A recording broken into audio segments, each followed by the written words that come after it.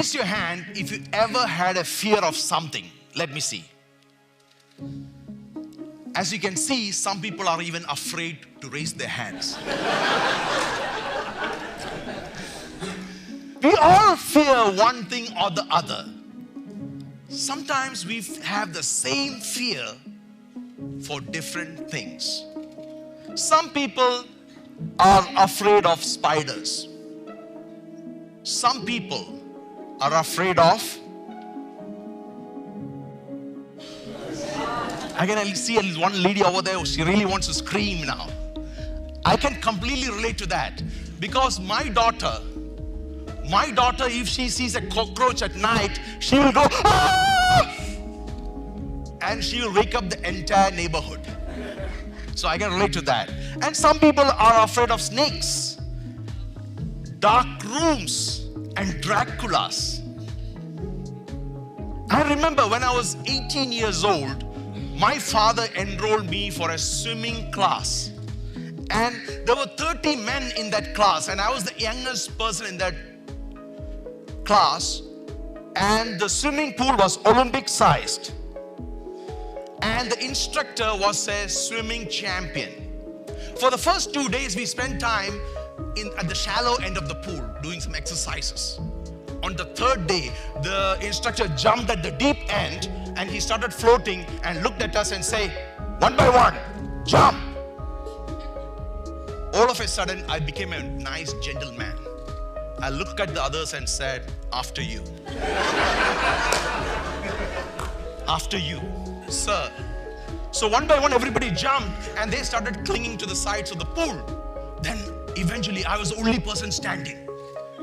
And everyone looked at me and said, "Manoj, jump."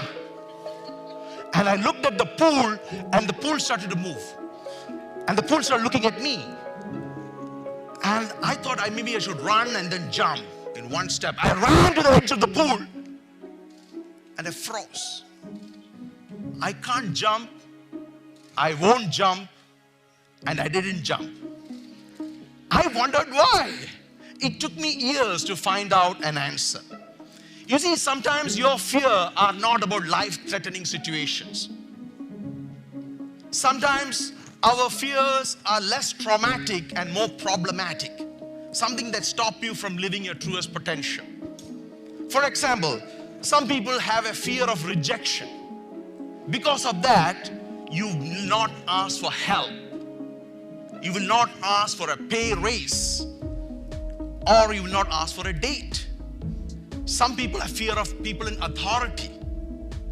Some people have fear of meeting new people, talking to people, looking at people in the eye, networking. And some people even have peladophobia, which is, of course, the fear of bald people.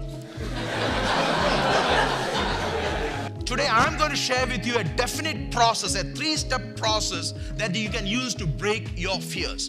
And if you follow this process, I have no doubt that you can break through from fear to freedom.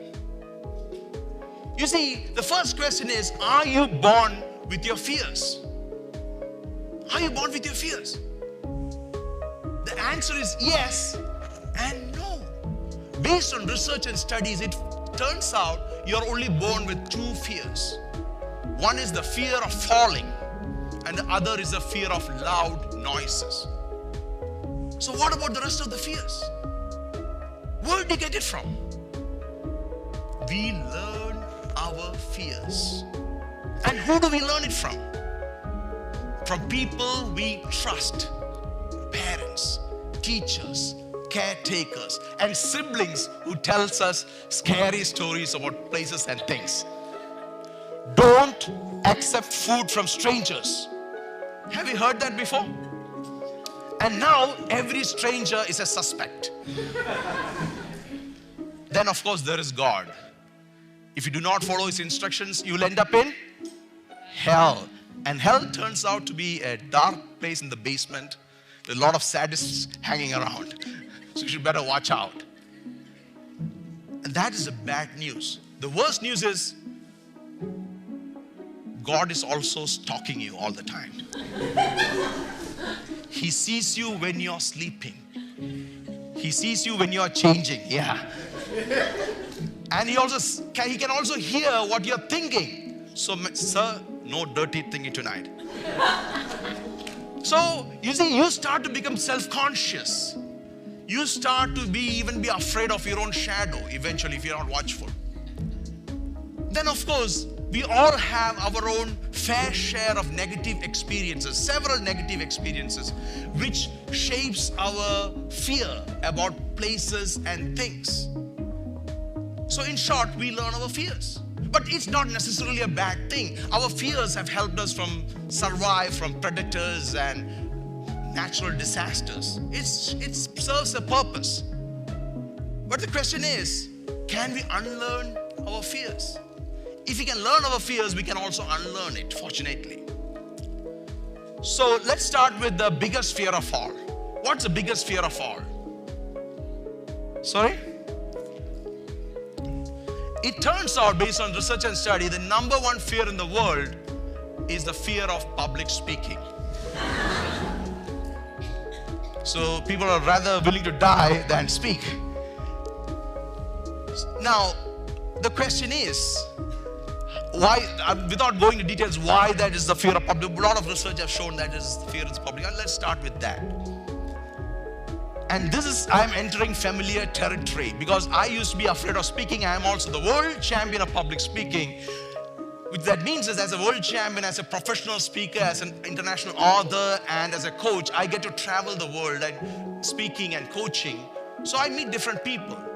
I notice that fear of public speaking is very pervasive. In fact, I met a guy who said, Manoj, when I get a chance to present in front of senior leaders, I prepare very well. I know my subject. I go prepared. But when I stand in front of them, my mind goes blank. And I even forget my name. True story. I was also looking for a story closer to home in Singapore. There was a guy who came to me for coaching to overcome his fear of public speaking.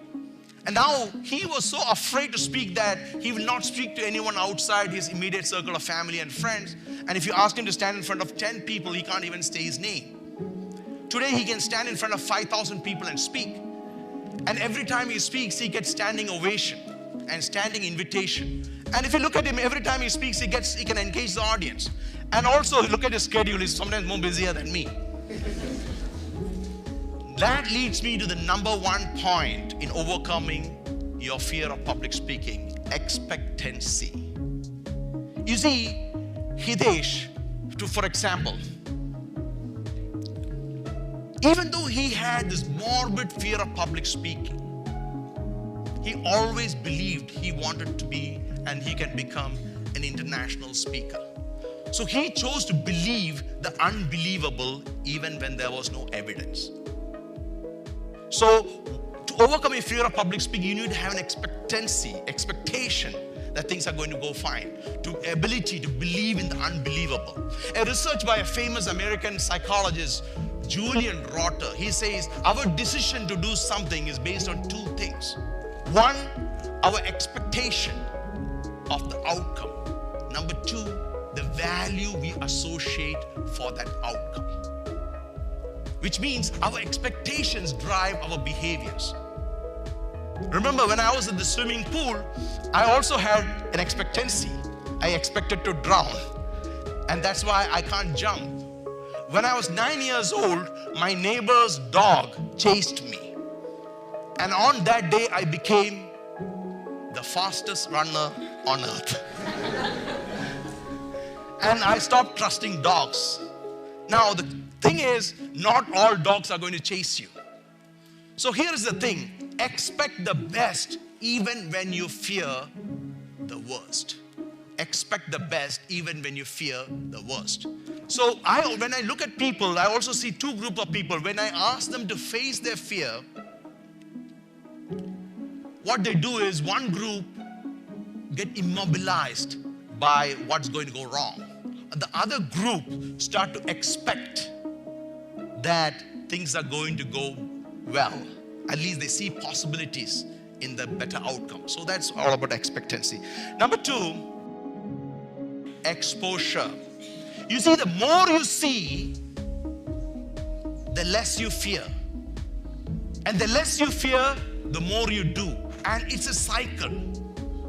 The more you see, the less you fear, the less you fear, the more you do. My daughter, when she was a toddler, for some strange reason, she started to be afraid of me. Whenever she sees me, she started crying and screaming as if she saw a cockroach.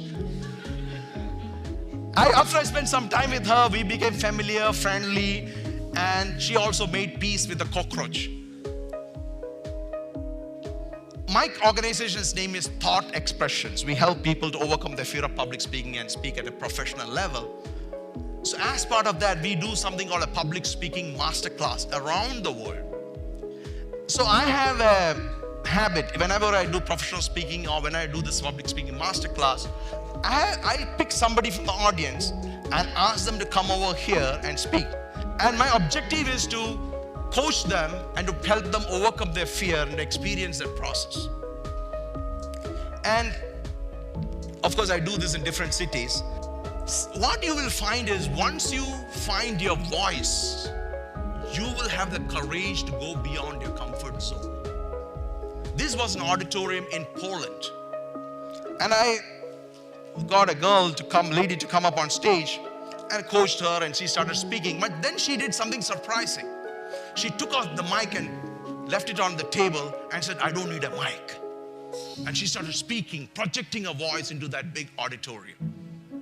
That's what, when you find your voice, you can go beyond your comfort zone. And as you notice, she doesn't make eye contact with anyone. She refuses to look at the audience. And of course, after I coached her, I also asked the audience, you can ask her anything, she will say. And she started answering questions, she engaging, and she also got a standing ovation. So I asked her after the experience, so how was your experience, Manuela? And she said, oh, thank you for changing me, but when you dragged me on stage, I freaked out. And after I spoke, the audience freaked out. And I want to do it again. That's the point. The more you see, the less you fear, and the less you fear, the more you want to do. That takes me to the complete model. One is expectancy. Expect the best even when you fear the worst. The second being exposure. Same thing. The more you see, the less you fear. Number 3 is that believe you don't have to do this alone. You can always ask for help. You can always ask for help. Get into a support group. Ask someone who has expertise in overcoming that particular fear that you have. And get on what I call the freedom loop. The fear to freedom loop. So my challenge to you is to pick a fear that you want to overcome and get on the freedom loop and take the action that helps you to overcome that fear. But before I close, I want to talk about the fear of the other. You see, when you see someone new, especially when that person is from a different custom or culture or wearing a different costume, or from a different race or religion or different preferences. And I say this because I got the opportunity to meet people from more than 142 different countries. I have coached people from more than 30 different nationalities face to face. I always believe that in every group, there are good people and bad people. Don't make a negative experience you have with one person and project it to the rest of the group. The whole point is being human. Try to understand the other person. Again, the same thing. Exposure, expectancy, exposure, and experience, the freedom loop. So that's it. So I invite you to identify your fears, the one you want to overcome that can help you in your personal life and your professional life. Ask for help, get on a support group, and break through from fear to freedom.